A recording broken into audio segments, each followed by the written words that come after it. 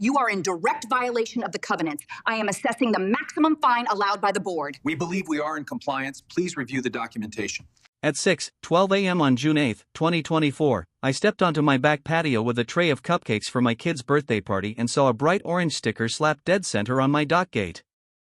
The lake was foggy and still, but the shoreline wasn't. Someone had run yellow rope across the little beach path, and 2 folding chairs sat there like security checkpoints. I could hear metal zip ties clicking as a guy tightened them around my gate latch. The air smelled like wet pine and gasoline from a small patrol cart idling near the water. Then the woman in the blazer pointed at me like I'd stolen the moon and said, "Lake access is closed. HOA order." By 7:00 a.m., balloons were going up in my yard while the HOA acted like they owned the whole shoreline. That's when it hit me how crazy this was. Karen seized my lake over a birthday party, then I walked in with the escrow file and that orange sticker. I wasn't asking for a favor. I was asking to use what I already paid for. It's deeded to my lot. Not shared. The board chair kept repeating the word nuisance like it was magic. She said a party meant noise, trash, liability, and the community had voted to pause lake use until I proved I had rights. I stared at her orange sticker, like it could explain how a grown adult got this bold before breakfast. I tried to reason like a normal person with a normal problem, even though nothing about this was normal. I walked to the chairs and said, "Please move the rope. The kids will be here at 10. The board rep didn't even look up from her clipboard. She said, "You need a permit from us." I said, "For my own lake access?" She sighed like I was slow. A few neighbors stood on their decks watching, arms crossed, faces blank. One guy started to wave at me, then noticed the chair looking his way and suddenly found his phone very interesting. I asked for an emergency hearing. She said, "Next meeting is June 25th. Then she handed me a fine notice for $600 for unauthorized event planning. I walked back to my kitchen and looked at the cupcakes like they were evidence in a crime. My kid asked why the lake looked closed. I said, "It's just a mix-up, buddy." Inside, I was boiling. But I wasn't going to do anything stupid. I promised myself proper channels only. No screaming match. No, I know a guy. Just proof, process, and patience. I pulled out my closing folder from when we bought the place, the one I hadn't opened since moving day. I found the word that mattered, easement. Then I grabbed my laptop and started making calls like my whole morning depended on it. Because it did. At 9:20 a.m., I drove to the title company's office in my party shirt, still smelling like sunscreen and frosting. The receptionist looked at me, then at the lake-themed balloon tied to my car mirror, and her eyes softened. I explained what the HOA was doing, and the closer didn't even blink. She said, "Give me 10 minutes.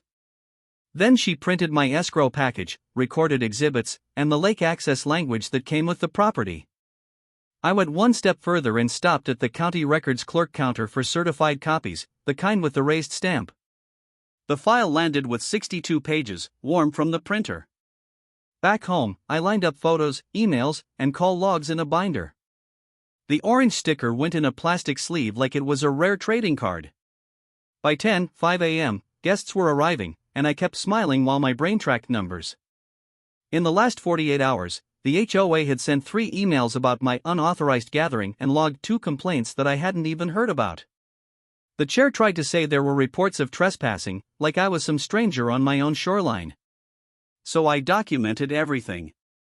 Timeline item 1 June 8 at 6:12 a.m. Lake gate zip-tied, orange sticker placed, access blocked. I also asked the gate guard who told him to do it, and he said, "The president did." I didn't argue with him. I just wrote it down. Then I added one plain line to my binder, because it mattered. Patterns of false reports can be prosecuted. Some people only understand consequences when they're printed in black ink. The party went on, because I refused to let a clipboard ruin my kids' day. We did cake. We did games. We stayed on my lawn, even though the lake sat right there like a locked toy. At 1:30 p.m., I got an email from the HOA claiming the orange sticker was official notice and lake access was temporarily seized for community safety. That word "seized" made me laugh out loud, the kind of laugh that isn't happy. So I replied with one sentence: I will attend the next board meeting with certified escrow documents and request the fine be reversed. Then I did something simple and lawful. I called the county code office to ask if that orange sticker was theirs. The clerk said, "We don't use that format, and we never tag private gates through an HOA." On June 11, 2024, I walked into the clubhouse meeting room with my binder under one arm and the orange sticker in a clear sleeve under the other, like I was bringing snacks to a picnic no one wanted. The chair was already seated at the front, smiling tight, tapping her pen. She saw my binder and rolled her eyes. I waited for public comments and said, "I'm here to correct the record." I laid the escrow file on the table and slid the certified pages forward. Then I held up the orange sticker and asked one question, calm and clear: which agency issued this? The chair said, "It's an HOA enforcement sticker." I said, "Then why does it mimic a government tag?" The room went quiet. The board rep tried to interrupt, but I kept going. I read the lake easement language out loud, plain and slow, so nobody could pretend not to understand. The reaction didn't happen all at once. It spread like a ripple across the room. Someone in the second row lifted their phone and started recording, not hiding it. A neighbor whispered, "That's certified." Another muttered, "She really zip-tied his gate?" I heard, "I got fined last summer for a canoe rack." And, "Wait, she can't pretend it's code enforcement, right?" The group chat pinged so hard my pocket buzzed like a beehive. People typed fast, "He brought the escrow file." "She looks mad." Someone else wrote, "Save this recording." A guy near the back leaned over and said, "I have a camera that faces the path, if you need it." Even the quiet homeowners who usually stare at the carpet began looking up, watching the chair's face instead of her hands. The authority flip came from someone the chair couldn't glare into silence. On June 13, 2024, a county code officer and a community relations mediator showed up at the clubhouse for a scheduled review of my complaint. The officer asked for the HOA's authority to block access and issue a fine based on a private birthday party.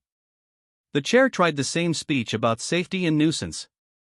The officer asked for documented violations, decibel readings, trash citations, police calls. She had none. Then the officer examined the orange sticker and said, "This is not ours, and it is not legal to imply government enforcement." He also pointed at my certified escrow pages and said the lake access easement is recorded, which means the HOA can't pause it by vote.